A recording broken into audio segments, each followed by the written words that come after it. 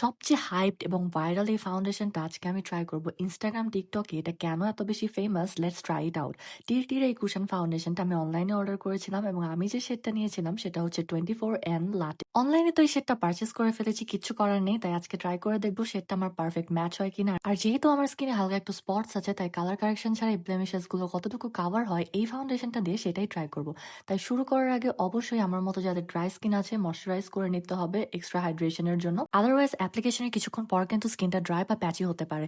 So আমি এখন try করছি 24N যে শেডটা আমি নিয়েছিলাম and C the coverage. Just আমি আঙ্গুল দিয়ে অল্প একটু অ্যাপ্লাই করেছি অ্যান্ড এটার সাথে যে পাফটা দেওয়া আছে সেটা দিয়ে আমি একটু অ্যাপ্লাই করে নিচ্ছি অ্যান্ড সি দ্য কাভারেজ। দেন আমি একটা ব্রাশ এবং স্পঞ্জ দিয়ে ইভেনলি আমার নেক এবং ফেসে অ্যাপ্লাই করে নিচ্ছি and C how light weight it is. এত সুন্দর লাইট ওয়েট একটা ফিনিশিং দিচ্ছে। আমি খুব ক্লোজলি দেখাচ্ছি, কাভারেজটা ইজ সুপার। কোনো ধরনের কালার কারেকশন ছাড়াই কিন্তু আমার স্পটস গুলো খুব ইভেনলি হাইড হয়ে গিয়েছে।